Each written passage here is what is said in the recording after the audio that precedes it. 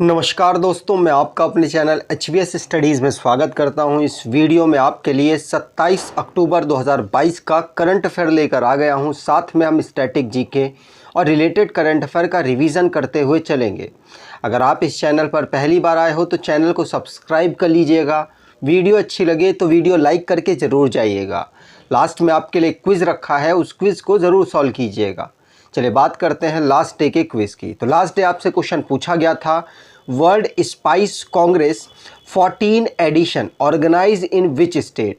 तो आंसर था महाराष्ट्र। महाराष्ट्र के मुंबई में world spice congress 14th edition organize कराया गया और आप सभी ने आंसर सही दिया था और डिटेल में दिया था।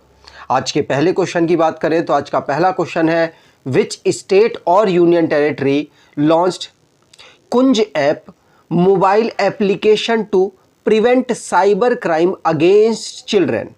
तो बच्चों के खिलाफ साइबर अपराध को रोकने के लिए कुंजप मोबाइल एप्लीकेशन को किस राज्य के द्वारा लॉन्च किया गया? तो आंसर यहां पर होगा, ये केरल के द्वारा लॉन्च किया गया है। किसके? तो केरल यहां पर आंसर बिल्कुल सही हो जाएगा। ध्यान रखिएगा, केरल के द्वारा कुंजप ऐप को लॉन्च किया गया है। बी ऑप्शन यहां पर बिल्कुल सही। तो केरल के चीफ मिनिस्टर हैं पिनरई विजयन, उन्होंने कुंज ऐप को लॉन्च किया जो कि मोबाइल एप्लीकेशन प्लेटफॉर्म है जिसमें साइबर क्राइम जो बच्चों के खिलाफ होता है स्टेट में, उसको रोकने की यहाँ पर कोशिश की जाएगी। वहाँ के चाइल्ड वेलफेयर कमेटी और जुवेनाइल जस्टिस बोर्ड में जो मेंबर इलेक्ट होते हैं, जो मेंबर सेलेक्ट होते हैं, अपॉइंट होते हैं, उनकी ट्रेनिंग के लिए इसे इनॉग्रेट किया गया है। ठीक, यहाँ पर बात हुई है केरल की, तो केरल से रिलेटेड करंट अफेयर को रिवाइज कर लेते हैं। जैसे केरल को स्टेट के रूप में 1956 को फॉर्म किया गया था। कैपिटल इसकी त्रिवंतनापुरम है, डिस्ट्रिक्ट 14 है, गवर्नर आरिफ मोहम्मद खान है, चीफ मिनिस्टर पिनरई विजयन है, लेजिस्लेचर यूनिकैमरल है जहाँ की असेंबली में 141 सीट, राज्यसभा में 9 सीट और लोकसभा में 20 सीट यहाँ से आती हैं। नेशनल पार्क की बात करें तो Anai Mudi Shola National Park, Eravikulam National Park, Mathikettan Shola National Park, Pambadum Shola National Park, Periyar National Park, Silent Valley National Park यहाँ के नेशनल पार्क हैं। मैप पर देखें तो केरल कोस्टल लाइन बनाने वाला एक स्टेट है। भारत के total 9 state plus 4 union territory coastal line बनाते हैं, जिनमें से केरल भी एक है। इंटरनल बाउंड्री की बात करें तो कर्नाटका और तमिलनाडु के साथ इसकी बाउंड्री टच होती है। अगला क्वेश्चन है, who has become the first Indian origin prime minister of UK. तो यूके के पहले भारतीय प्राइम मिनिस्टर बने हैं जिनका नाम क्या है आप जानते हैं, बस मैं सिर्फ इसको पढ़ा रहा हूँ। ऋषि सुनक इनका नाम है, बहुत ज़्यादा प्रचलित हुए हैं ये। 45 दिनों की सरकार रही थी लिज की, लिज ने इस्तीफा दिया, उसके बाद ऋषि सुनक यहाँ पर अपॉइंट हुए हैं प्राइम मिनिस्टर के रूप में यूके के। भारत के ये पहले पर्सन हैं जो प्रधानमंत्री बने हैं, कहाँ के? यूके के। ये इनकी तस्वीर आप देख सकते हैं, हैप्पी फेस और हैप्पी जर्नी इनकी रही है।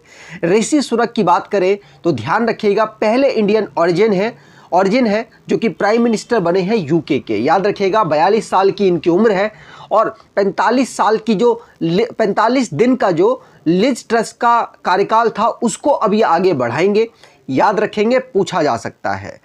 अब रिसेंटली में जो इंटरनेशनली करंट अफेयर बना है उसको रिवाइज कर लेते हैं। जैसे पहला क्वेश्चन पढ़ लिया, दूसरा FATF ने म्यांमार को ब्लैकलिस्ट में डाल दिया है। FATF ने फाइनेंशियल एक्शन टास्क फोर्स ने पाकिस्तान को ग्रे लिस्ट से बाहर निकाल दिया है। भारत, ये गलत लिखा हुआ है, भारत और फ्रांस, भारत बना है प्रेसिडेंट और फ्रांस बना है को प्रेसिडेंट इंटरनेशनल सोलर अलायंस में। Liz Truss prime minister UK की थी जिन्होंने रिजाइन दिया है, आपको मैंने बता दिया। अब्दुल लतीफ राशिद इराक के प्रेसिडेंट बने हैं। लतीफ राशिद का क्वेश्चन पढ़ लिया। सऊदी अरेबिया 2029 में एशियन विंटर गेम्स को डेजर्ट में होस्ट करने वाला है। मैजेस्टिक हिंदू टेंपल दुबई में इनॉग्रेट किया गया। कजाकिस्तान ने अपनी कैपिटल को दोबारा से नूर सुल्तान से चेंज करके अस्ताना कर दिया। जॉर्जिया मेलोनी इटली की पहली प्राइम मिनिस्टर फीमेल बनी है। अगर आप अपने करंट अफेयर को और बेहतर करना चाहते हैं और बेहतर रिजल्ट लाना चाहते हैं करंट अफेयर में, तो आप इन 7 महीने के करंट अफेयर की ई बुक को परचेज कर सकते हैं। 59 रुपीज़ में आपको ये प्रोवाइड कराई जा रही है। डिस्क्रिप्शन बॉक्स में लिंक है, वहाँ से आपको आसानी से मिल जाएगी। कोई प्रॉब्लम होती है डाउनलोड वगैरह करने में तो ये आपको ईमेल आईडी दे रखी है, इस पर आप मेल करके अपनी प्रॉब्लम को सॉर्ट आउट करा सकते हैं। अगला question, where this cyclone Sitrang originate to hit densely populated area in Bangladesh, India region affected. तो इंडिया और बांग्लादेश के जो डेंसली पॉपुलेटेड रीजन है उसमें सित्रंग नाम के साइक्लोन ने अफेक्ट किया, और ये कहाँ पर ओरिजिनेट हुआ है ये आपसे पूछा जा रहा है।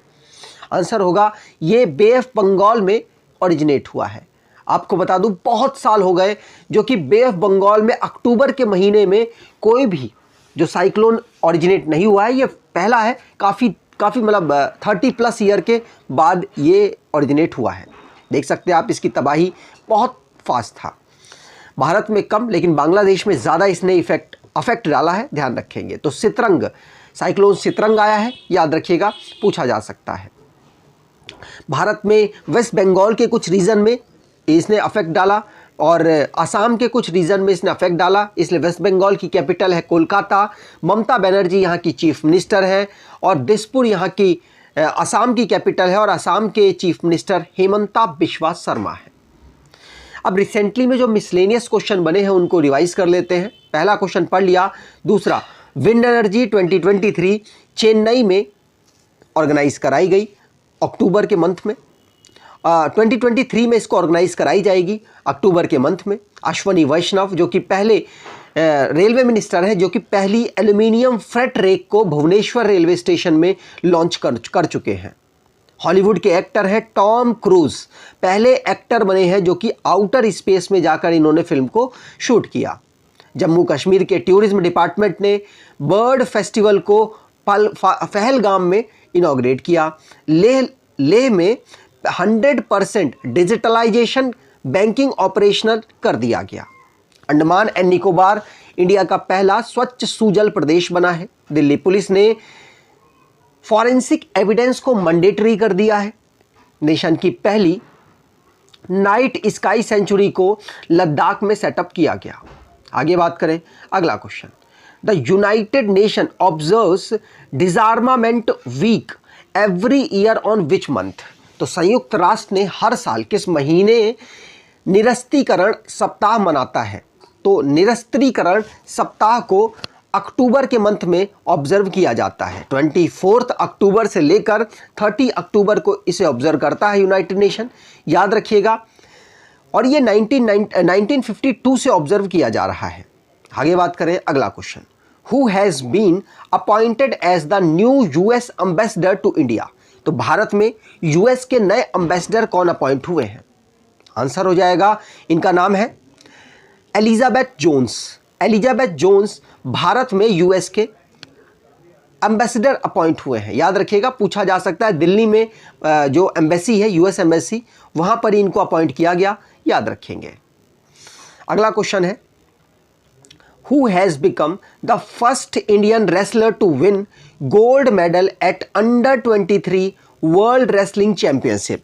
2020 अंडर 23 में विश्व कुश्ती चैंपियनशिप में स्वर्ण पदक जीतने वाले पहले भारतीय पहलवान कौन बने हैं?